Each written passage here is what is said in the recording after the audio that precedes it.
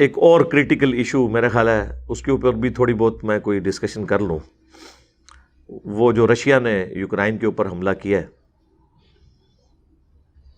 بڑے ایک افسوسناک چیز ہے پوری انسانیت کے لیے اس ماڈرن دور کے اندر، جب کہ یونائٹڈ نیشنز بھی موجود ہو، اپنے حقوق کی جنگ انٹرنیشنل عدالت میں بھی لڑی جا سکتی ہے، تجارتی محاذ کے اوپر بھی معاملات کو لے کے چلا جا سکتا ہے، ایک سویلائزڈ ورلڈ ہے، اس کے اندر دوبارہ سے اس طرح کی جنگ کو چھیڑنا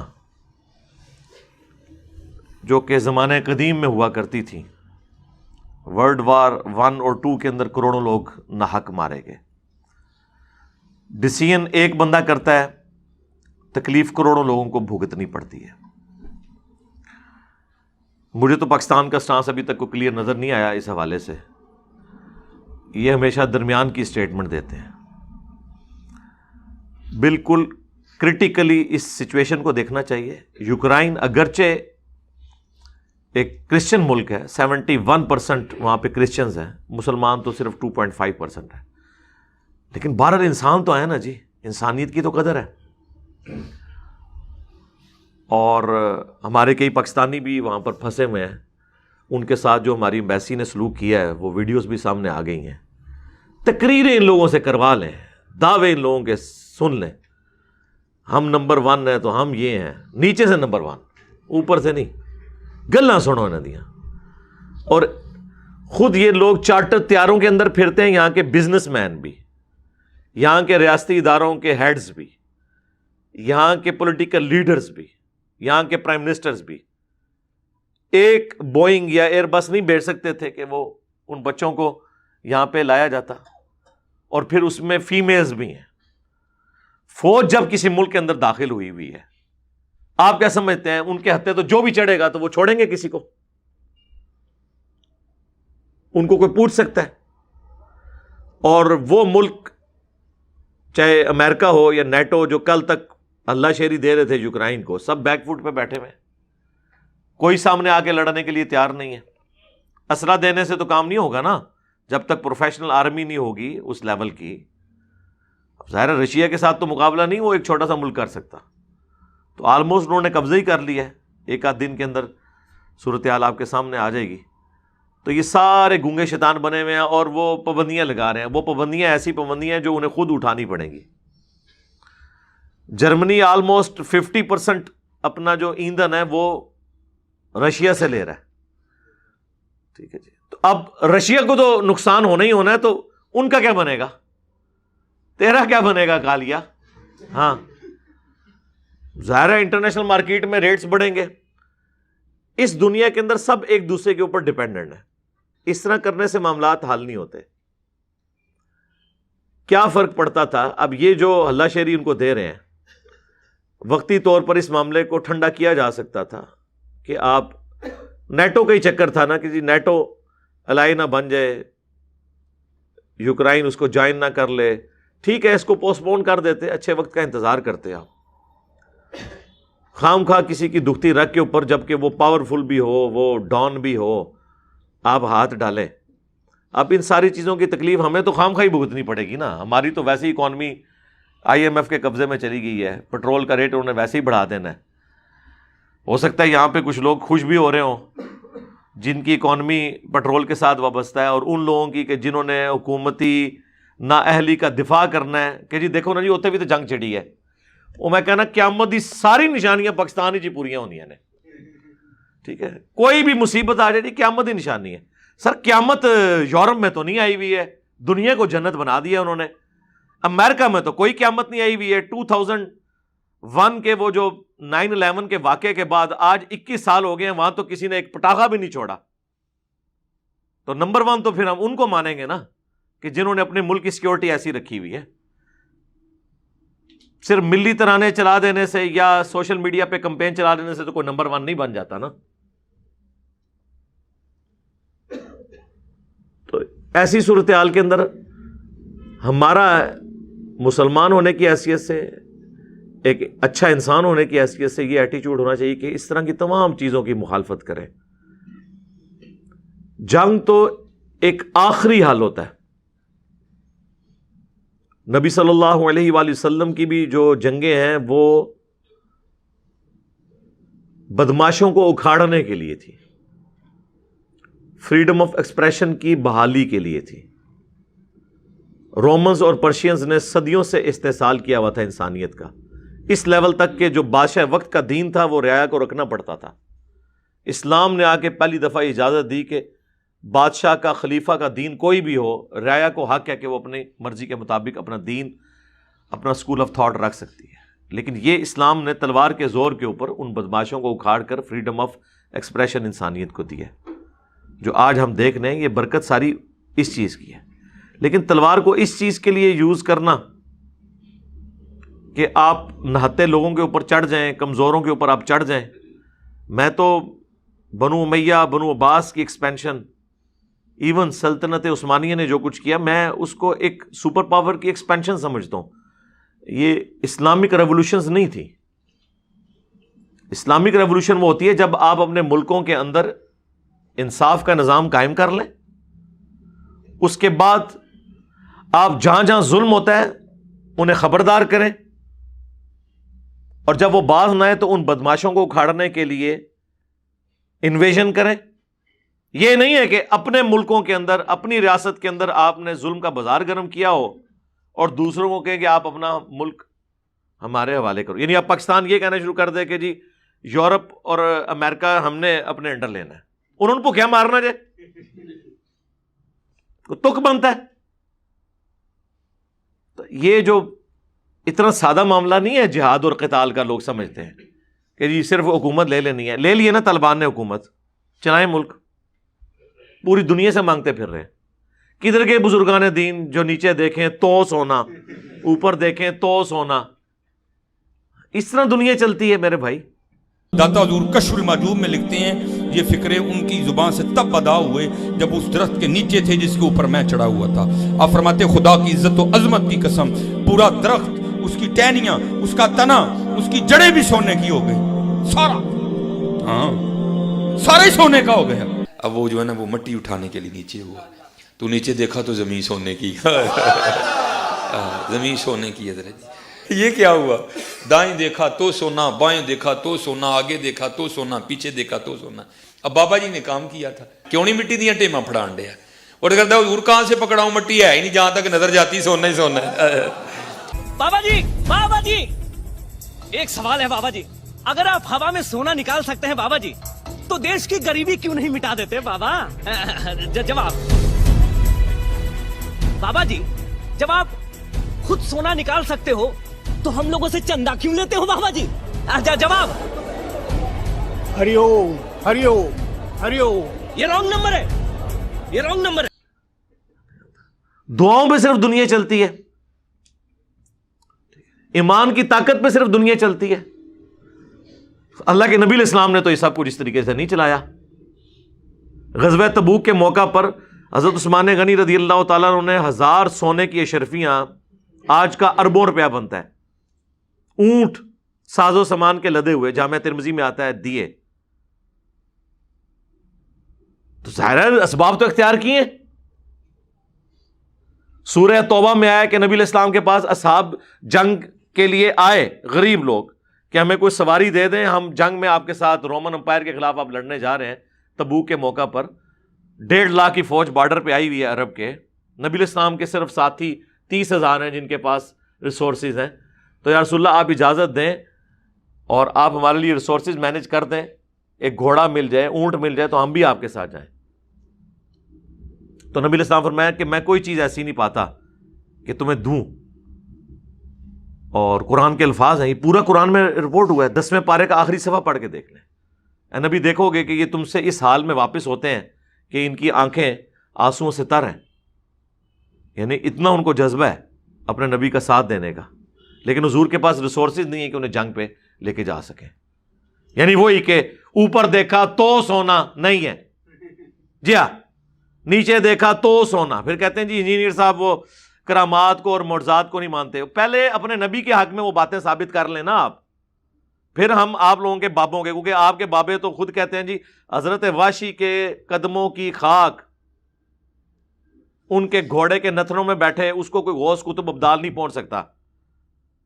تو یہاں تو میں تو صحابہ کی تو بات ہی نہیں کر رہا، میں خلفائے راشدین کی تو بات ہی نہیں کر رہا، میں تو اللہ کے نبی علیہ السلام کی بات کر رہا ہوں کہ ان کی باتیں تو قرآن میں رپورٹ ہوئی ہوئی ہیں کہ ریسورسز نہ ہونے کی وجہ سے وہ جنگ پہ اپنے اصحاب کو نہیں لے جا سک رہے. نگاہ مار کے مردہ گھوڑے زندہ کر لیں. جی بزرگ سن جی 2 نفل پڑے، انہوں نے دعا کی تھی، گھوڑا زندہ ہو گیا. اللہ نبی کو تو نہیں ہوا گھوڑا زندہ.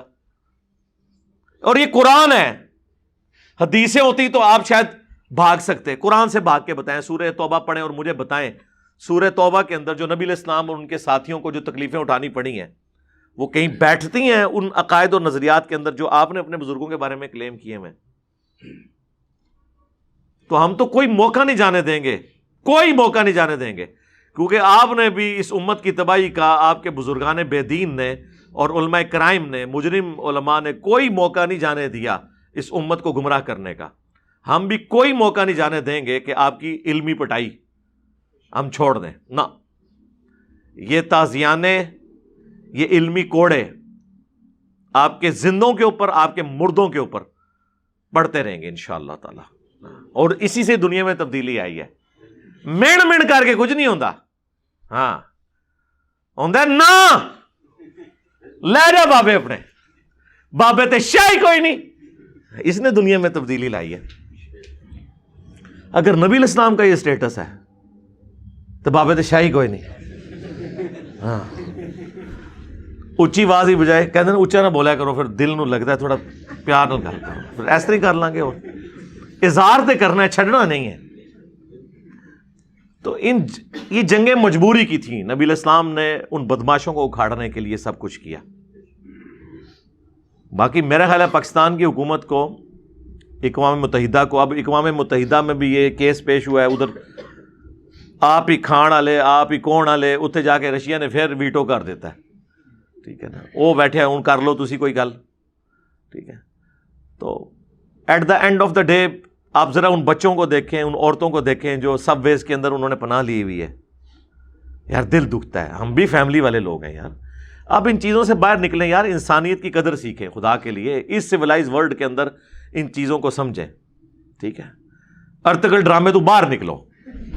یہ پتہ نہیں کس نے مت دیتی انہوں نے یہ ڈرامہ اتنے چلانے دی. ادھر کے رہنے والے کرسچنز کی زندگی ونریبل کر دی ہے. اتنے مسیحی مار دیے تو اتنے مسیحی انج کر دیے. جو ادھر بےچارے شریف پاکستان کے شہری جن کا کوئی لینا دینا نہیں ہے، وہ اپنے آپ کو ونریبل سمجھ رہے ہیں کہ جی مسیح تے سانو ہی سمجھ رہے ہیں، اور ہو بھی ایسے ہی رہے. آپ کو اندازہ نہیں ہے، آپ کے مینٹل ماڈل بدل رہے ہیں. یہ کوئی جہاد کی تال نہیں ہے. ان ڈراموں میں جو بے حیائی دکھائی جا رہی ہے، یہ اسلام تھا؟ کوئی پردہ دیکھا آپ نے؟ مجھے تو اگلے دن ایک بندہ کہنے لگا جی مجھے سمجھ آ گئی ہے کہ چہرے کا پردہ کوئی نہیں ہے. میں نے کہا کیوں؟ وہ کہتا ہے جی ارتگل ڈرامے میں دیکھ لیں. اور یہ ڈرامہ جس بندے نے لگایا ہے نا اس قوم کے ساتھ، اس امت کے ساتھ، وہ جس بندے نے ڈرامہ لکھا ہے وہ کہتا ہے مجھے تاریخ پوری کھنگالنے کے بعد 4 پیجز ملے ہیں. 400 قسطیں بڑھاتی ہیں جو انہیں 4 پیجز تو سب کہانیاں نے. اور لوگ اس طرح بیٹھے ہوئے ہوتے ہیں کہ کسی عورت کی ہنڈیاں جل رہی ہے تو جل جائے، روٹی جل رہی ہے تو جل جائے، خامن بھوکا مر جائے تو مر جائے. کس طرح آگے پیچھے ہوئے. یہ مجھے تو لوگ فیڈ بیک دیتے ہیں. ہمارے گھر تو ویسے ہی نہیں دیکھا جاتا. میری تو وائف کافی سمجھدار ہے، میرے سے زیادہ ہی ہے. وہ جب شروع ہونے کہے کہ کہانی کرا رہے بند کرو اس کو. خیر میں نے کچھ جبر کر کے کچھ قسطیں دیکھی، مجھے کچھ قسطوں کے بعد آئیڈیا کہ میں نے کہا یہ تو تماشا لگا دیا قوم کو، انہوں نے ٹرک کی بتی کے پیچھے لگا دیا. اس طرح کرنے سے کوئی تبدیلی. یہ اب اکنامکس کی دنیا ہے. ٹھیک ہے، جب ہماری اکانومی یہ ہو کہ پوری دنیا سے ہم قرض لے کے کھا رہے ہوں، ہم 1 مہینے کے لیے اپنی فوج کو بارڈر پہ نہیں بٹھا سکتے، ہمارے پاس اتنے ریسورسز ہی نہیں ہیں، تو ڈولے دکھانے کا کیا فائدہ ہے؟ کیا کریں گے؟ ایٹم بم چلا کے خود بھی مریں گے، دوسروں کو بھی ماریں گے. اس لیے تو دنیا میں نہیں آیا کہ خود بھی مریں اور دوسروں کو بھی مار دیں. اب دنیا کی جنگ جو ہے ساری کی ساری اکانومی کے اوپر ہے. اور جو ملک اکانومی میں سروائیو نہیں کرتے، آپ دیکھ لیں یہاں پر رشیا دنیا کی کوئی اس سے بڑی فوجی پاور تھی اس وقت، کس طرح 1991 میں ٹکڑے ہو گئے اس کے. کیوں؟ ان کے پاس فوج کو تنخواہیں دینے کے لیے پیسے نہیں تھے. یہ تو اب پیوٹن آیا نا، اس نے 99 سے لے کر ابھی تک اس کی اکانومی کو دوبارہ بحال کیا، تو دوبارہ ان کو اب خمار چڑھنا شروع ہو گیا. ادروائز تو ان کی حالت ہی کوئی نہیں تھی. اکانومی کی بنیاد کے اوپر نیشن سروائیو کرتی ہیں. ہم تو اس طرح کی اس ماڈرن دور میں اس طرح کی جنگوں کو جو محض صرف انویژن کے لیے، اپنی ایکسپینشن کے لیے، اپنی ذاتی پسند ناپسند کے لیے ہو رہی ہوں، جس میں سے کوئی ہیومینٹی کا فائدہ نہ نکلے. اسلام کی روح سے بھی ایسی جنگوں کو حرام سمجھتے ہیں جی. انسانیت کے اس ماڈرن دور کے اندر جب انسان بلوغت کی اس سطح کو پہنچ چکا ہے کہ وہ سمجھتا ہے کہ قتل و غارت سے کچھ نہیں ہونا، ان جنگوں کو ہم بالکل صحیح نہیں سمجھتے جی. ان چیزوں کو کنڈیم کرنا چاہیے سوشل میڈیا کے اوپر آ کے، اور ان چیزوں سے باہر. اب یہ ساری باتیں اگر میں اس وقت بول رہا ہوتا کہ یوکرائن ایک اسلامک ملک ہوتا تو آپ کہہ سکتے کہ اس کے کوئی یعنی ایک اسلام کی وجہ سے ایفیلیشن ہے. میں نے بتا دیا وہ بڑے کٹر قسم کے آرتھوڈاکس کرسچنز ہیں. کیوں جی؟ وہ جو جن کا مرکز پہلے استنبول تھا، کنسٹنٹینیا، یہ وہاں سے پھر اس طرف آ گئے، لیکن اسلام دشمنی میں بھی بہت آگے ہوں گے. لیکن بات یہ کہ اب اس ماڈرن ورلڈ نے لوگوں کو کافی حد تک سیکولر ضرور کر دیا ہے کہ مذہب ذاتی معاملہ ہے، ہر بندے کو رائٹ ہے کہ وہ اپنی زندگی اپنی مرضی کے مطابق گزارے. ٹھیک ہے. پھر ہمارے ملکوں کی، غریب ملکوں کی اکانومیز جڑی ہوئی ہیں. اب جو بچے وہاں پہ پڑھ رہے ہیں، پاکستان کے، انڈیا کے، بنگلہ دیش کے، ظاہر ہے وہ ادھر سے پڑھ کے آئیں گے یا وہیں پہ جابز کریں گے، ریمیٹنس بھیجیں گے. یہ ساری چیزیں جڑی ہوئی ہیں. پھوکوں سے، وظیفوں سے تو ملک نہیں چلتے ہیں، نہ گھر کی اکانومی چلتی ہے. یہ ان مولویوں کی چلتی ہے جنہوں نے چندے لینے ہوتے ہیں. وہ آپ کو کہتے ہیں اتنی دفعہ یہ پڑھ لو تو یہ ہو جائے گا، تو اتنی دفعہ پڑھ لو تو یہ ہو جائے گا. خود کیوں نہیں پڑھتے ہو؟ خود کیوں چندہ بکس رکھی ہوئی ہیں؟ ہم لوگ بیمار ہوتے ہیں تو ہمیں کہتے ہو فلاں مزار کے اوپر لے جاؤ. تم لوگ بیمار ہوتے ہو تو شفا اور آغا خان سے نیچے بات نہیں کرتے ہو. یہ باپا جانی جو ہیں، ان کا کچھ سال پہلے پیشاب بند ہو گیا تھا، آغا خان میں آپریشن ہوا ہے. کیوں نہیں لے کے عبداللہ شاہ غازی کے مزار کے اوپر جنہوں نے سمندر روکا ہوا ہے، تو ان کا رکا ہوا پیشاب بحال کر دیں. گلاں کہانیاں تسی بھی سبحان اللہ ماشاء اللہ کر کر کے انہوں نے دماغ خراب کیتا ہے. ان کا کیا کرنا ہے؟ ویسے ان کا دماغ نہیں خراب ہوتا، دماغ آپ کا ہی خراب ہوا ہے. وہ تو اب بھی سب کچھ ایک اچھی زندگی انجوائے کر رہے ہیں سب لوگ. ذرا سے بیمار ہوتے ہیں تو یہ جا کے اتنے مہنگے ہاسپٹلز میں علاج کرواتے ہیں، اور آپ کو بیٹھ کے تعویذ لکھ کے دے رہے ہوتے ہیں اور پیسے لے کے. اس کا مطلب ہے انہوں نے آپ کو کرائی ہوئی ہے کہانی. ہم نے تو کئی دفعہ کہا ہے کہ جس کے بارے میں آپ کو زوم ہے نا کچھ کر سکتا ہے، ٹھیک ہے جی، روحانی علاج، روحانی بائی پاس.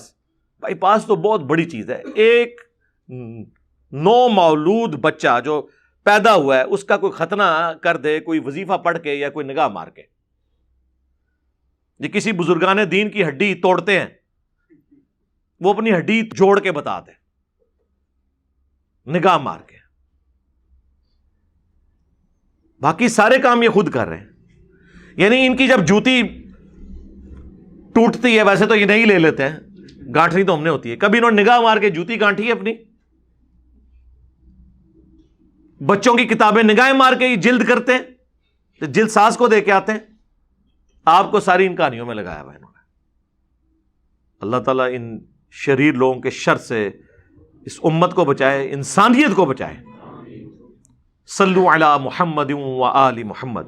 اللہم صلی علی محمد وعلی آل محمد و اصحاب محمد اجمعین الی یوم الدین.